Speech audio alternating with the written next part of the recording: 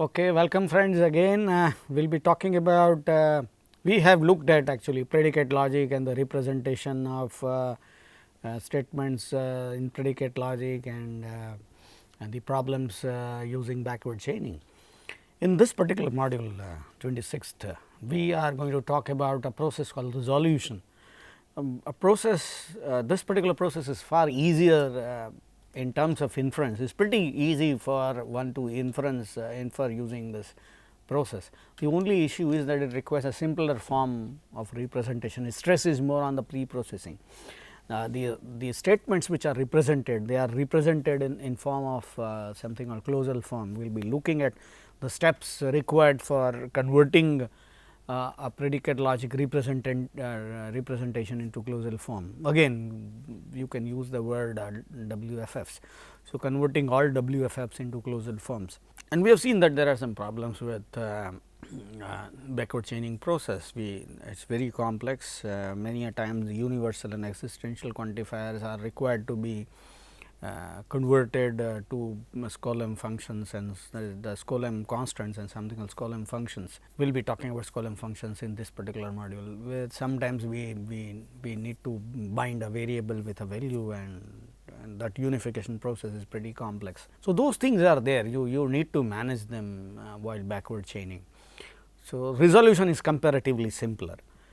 Okay. And it is easier to model that thing in a computer program as well. That is the other idea. But anyway, basically both processes, backward chaining as well as resolution, are inference, and there are few things which is common there as well. Okay, so let us begin talking about the closal form. The closal form is something which does not have either universal or existential quantifier. Everything, every variable that you find is universally quantified. What does that mean? You don't need to worry about everything which is implied, which is possible to be used. There is no implication.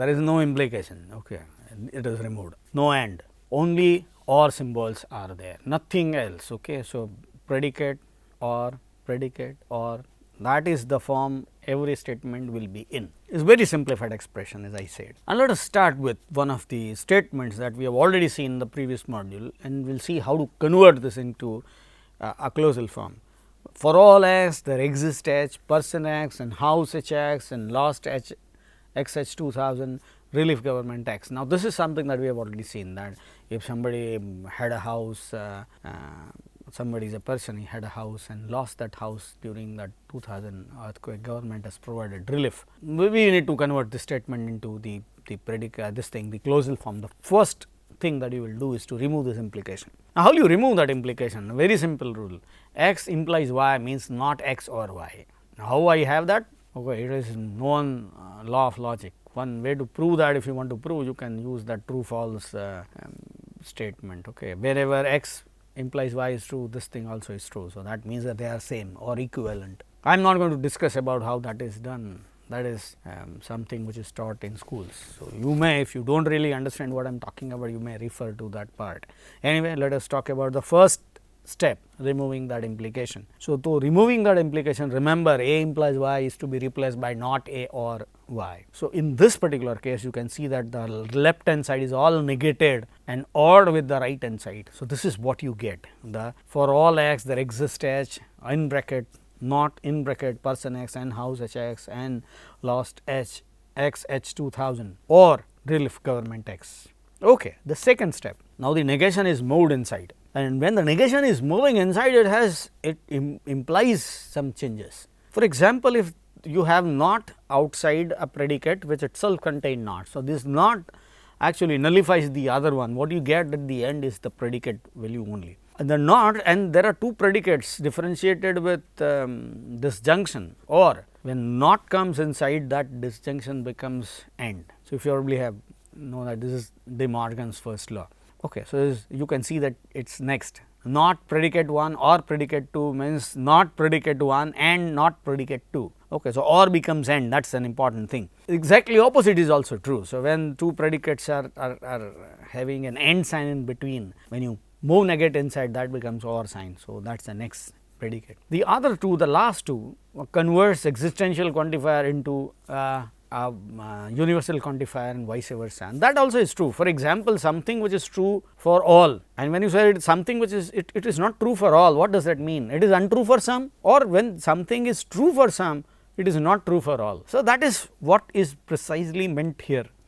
When you say not for all x predicate, what do you say that this is not true for all? What does that mean? There are some x for which the predicate is not true. Similarly, this is not true for some of us, then for all x this is not true. Okay, you can see that. Anyway, so this step is done here, we applied to the statement that we are talking about. You can see that end sign, when negation goes inside, that end sign is converted to OR sign, you can see that. The rest is just the same. So, the second one of the 6 rules that we have seen is applied here. I could have any other and would have applied this. Okay. Our example is using this. For some other example that you pick up, you probably have this. You can pick up that Aligned Reach book or the other books that I have talked about and try some of the examples there and some of the exercises even there. Okay. The third one is, if there are multiple variables with the same name, you will have to change their names. You will be surprised why. If you say that for all x man x and for all x something else. Now, this x basically is different. When I say that for all x man x and for all x singer x, this x is not the same as the other x. For all x man x means this is true for all man. For all x singer x means this is true for all singers. The x does not make any sense here. It is, that is why it is sometimes called a dummy variable. So, if I write the same thing as for all x man x and for all x singer x, this does not make any difference. For all y singer y, that does not make any difference if I use x or y. So, that is the reason why we are doing this. So, we are changing that, and that is a reason, because the next stage will be taking all the variables on the left hand side, and we do not need any confusion. Okay. So, that is why we are naming them differently. Remember, naming them differently does not alter the truthfulness of the statement, because x and y are just placeholders. Okay. They are not real thing, they are placeholders which says that something which is true for the complete set of domain.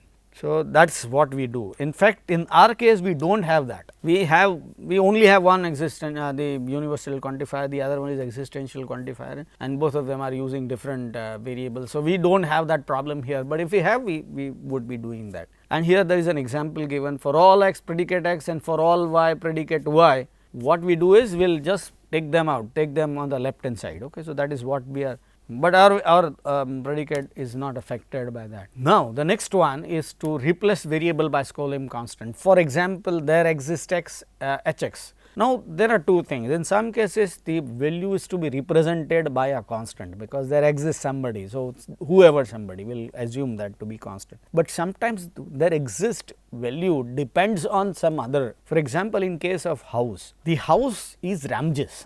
So, I can't just replace house by h1 or h2 like I did earlier. For simplicity, I could do that here also, because that is not going to affect my reasoning. I am not going to do anything with that house actually, and I am not going to process it further.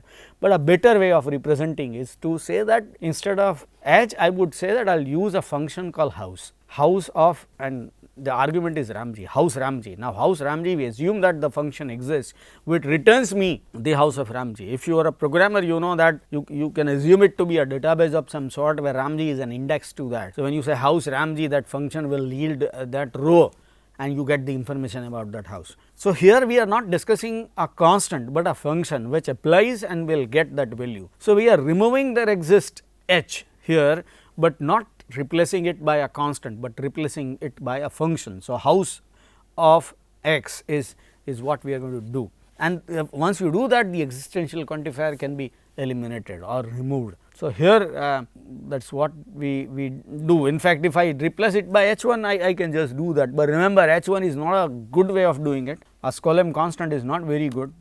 It should be a Skolem function, which is shown on the slide. You can see that for all x, not person x or house, and you can see the first argument now is converted to house of x, is a function call rather than h1.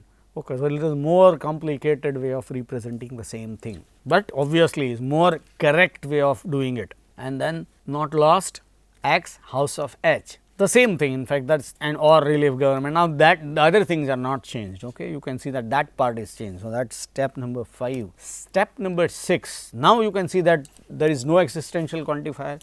We have moved all universal quantifiers on the left hand side. Now, we are dropping all of them. Why? Because we assume that everything is universally quantified now. There is no existential quantifier. All variables that we use, because we do not have any variable which is existentially quantified now. All variables are universally quantified. So, we can remove that, because we can assume that is everything that we have is all universally quantified.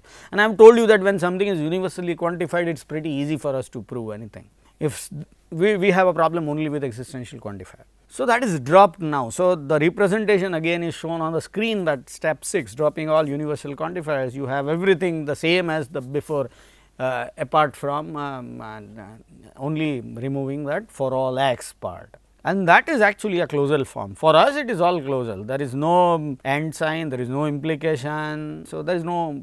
So, we have this thing in closal form. Our statement is comparatively simple, but then there are a few cases which requires additional processing. For example, case shown on slide step 7. For example, if I have predicate 1 or predicate 2 and 3. Now, this is not in closal form. How to convert that in closal form?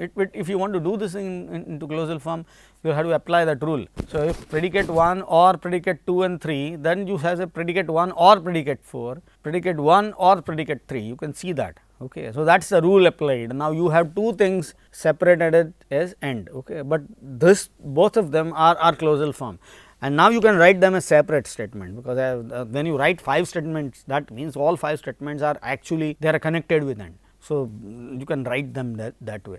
And little more complex case is predicate 1 and predicate 4 and then predicate 2 and predicate 3. So, 1 2, 1 3, 4 2 and 4 3, all of them are the disjunction, it is actually connected by junction. Okay. So, you can see that, but this is something again which is rule of association, say x and y or z, you know that, then x or y and z or y. So, that is something which you can see is happening here. There is an example given in the next slide, you can see that example, player Anand chess or player Jay badminton and player Jay chess. Now, that if we will have to convert that thing into, you can see that there are two phrases, two WFFs which are connected by and. Okay. The first one is player Anand chess or player Jay badminton, the second one is player Anand chess or player Jay chess. The other example is little more complex, the two terms in both the WFFs which are connected by or, that will be converted to 4 different WFFs, player Anand chess and player Jay badminton, player Anand chess and player Jay chess. Now, this is the first one, the second one is player Sania tennis, player Jay badminton, player Sania tennis and player Jay chess. Okay.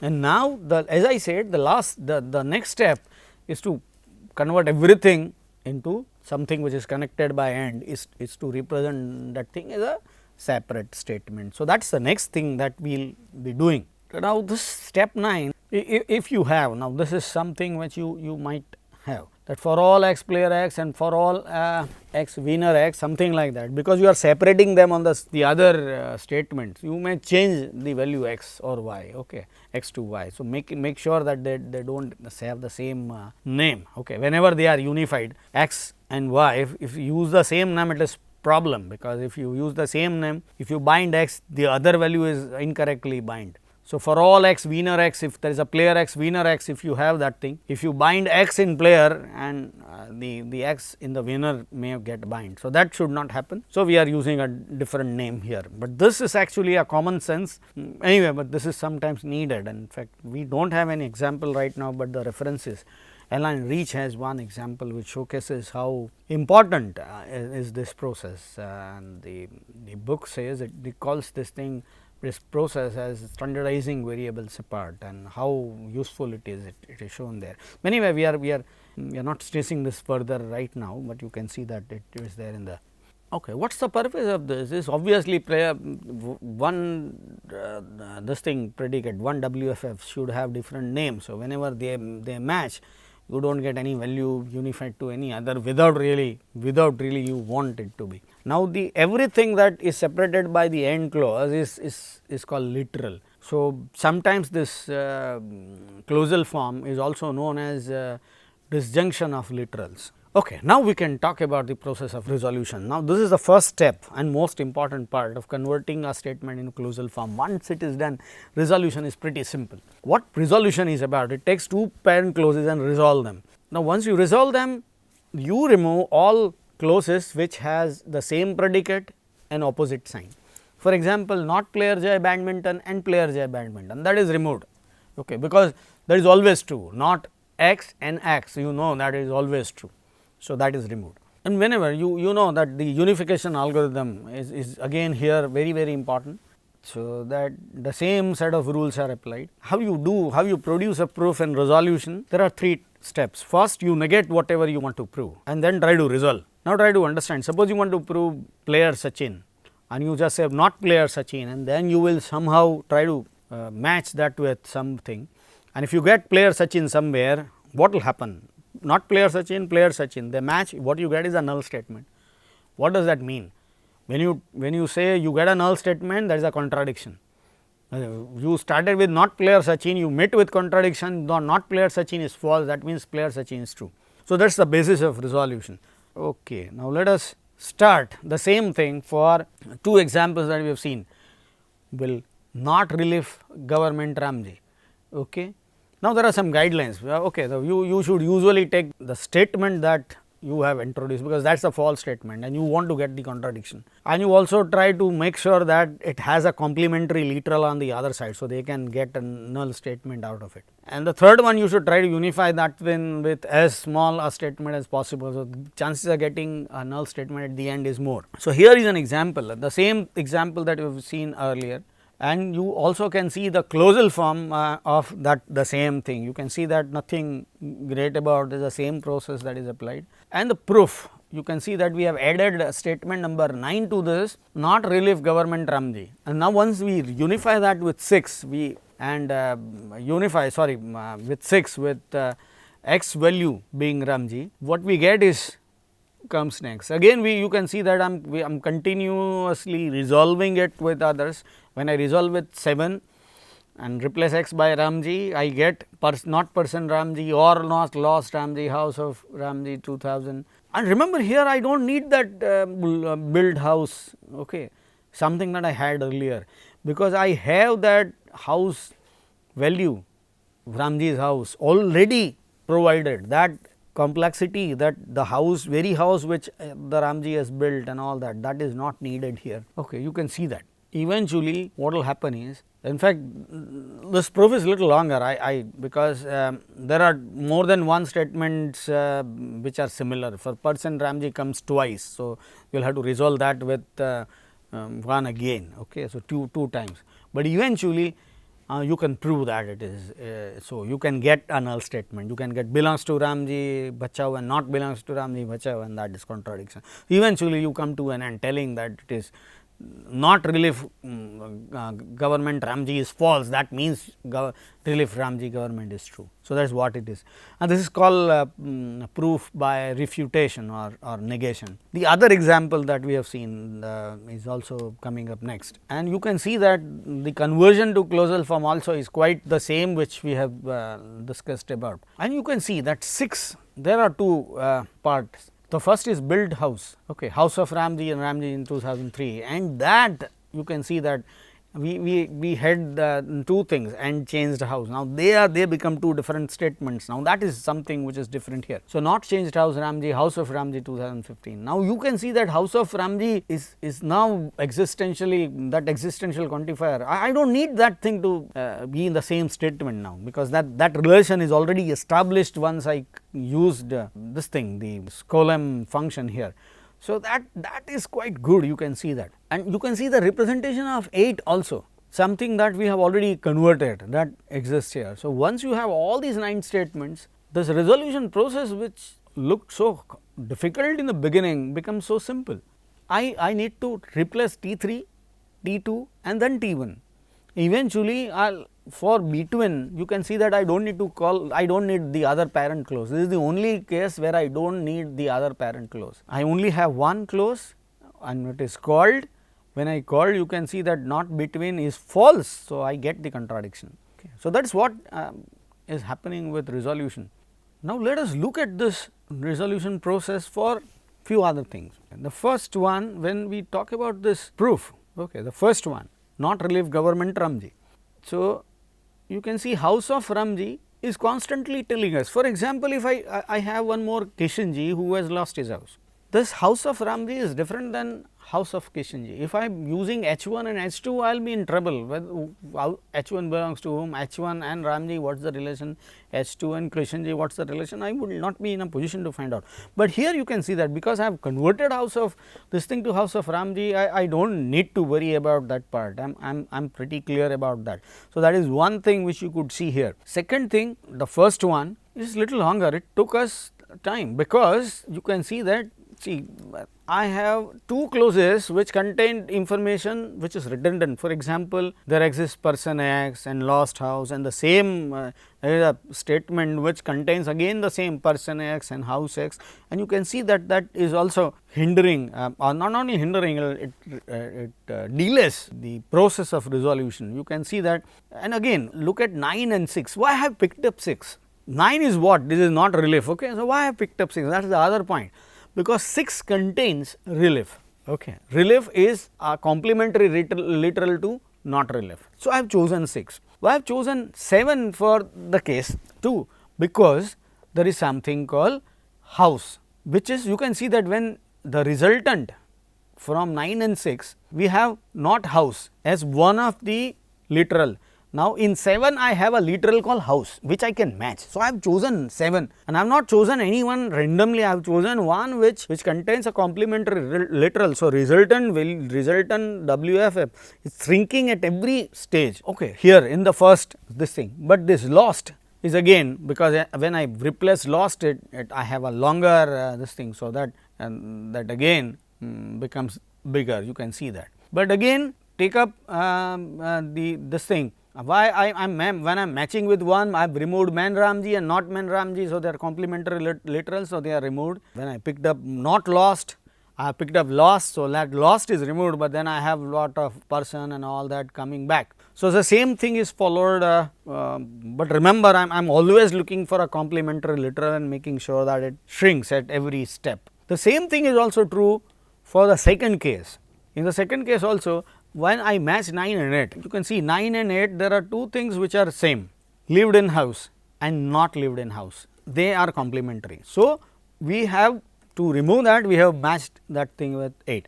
7, you have that build this thing, the change house. Okay. So, 7 when you match with change house, 7 contains not change house. So, again that, so that the second term is removed. In when you pick up 6, the build house one is removed. Again you can see that unification process is also happening here, the variables are being bound.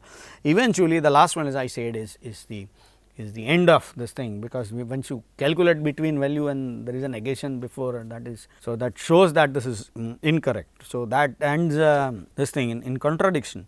So, this you can see that T3 is bound first, then T2 and then T1. This binding, this unification process which we have seen in the earlier case also is happening here in the same systematic way, because when you want to match two literals, you will have to bind variables consistently. For example, in 9 and 8, why T3 is bound to 2010? You can say 9 and 8, 9 you have not live in house of Ramji, Ramji 2010. 8 has live in house of Ramji, Ramji T3. Now, if you want to match this to T3 must be bound to 2010. Similarly, when you match the resultant with 6, you have to, like that build house T1 should be bound to 2003. When you again match with 7, okay, it is T2. So, T2 should be bound to 2015. So, you can see that this complementary literals when they match, unification process is applied and variable values are bound consistently. Okay. So, that is which is very important even in resolution, but you can see that this process is far simpler. What you need to do is, if you want to write a program, just get two literals which are absolutely same except some variable mappings and sign is opposite to each other. Once you get these two literals, bind the variables and remove them from the resultant ones, and so on and so forth. The algorithm is pretty simple. So, the resolution is a simpler process, it can get the solution. And with this thing again we will come to an end of this particular module, but before we conclude, let us look at what we have seen in this particular module so far. Resolution, we have looked at backward chaining in the earlier module, and in this particular module we have looked at resolution, the other way of representing, other way of inferring from the existing knowledge. Resolution is a simpler method, requires simpler representation of statements, and the simpler representation of the statement is known as a closal form. A closal form is disjunction of literals. It does not have negation, it does not have implication, it does not have even end. Okay, it is a simpler form, and we have seen 9 different steps for converting a normal WFF, a predicate logic representation of a statement, into a closal form. And once you convert that thing into closal form, you can start unification process. The unification process starts with whatever you want to prove, you just negate that, and you just try to get the contradiction somewhere. So, you just negate that, find out RHS of some other predicate which contains exactly opposite sign, complementary literal, and just try, and there is no RHS actually. So, you should get one of the literal with opposite sign. So, you just take them as parent clauses, resolve them, get the resolvent, and once you get a resolvent with nothing left, and you get the contradiction. For example, if you have player Sachin and not player Sachin, you match, you do not get anything. What does that mean? Not player Sachin that you have assumed, okay, is wrong. Okay. So, that means player Sachin is true. So, this is how resolution works, and we have seen both cases that we have seen in the previous module. We have solved, inferred using resolution in this particular module. We have seen that it is possible to do that with far more level of efficiency. With that, we will conclude. Thank you.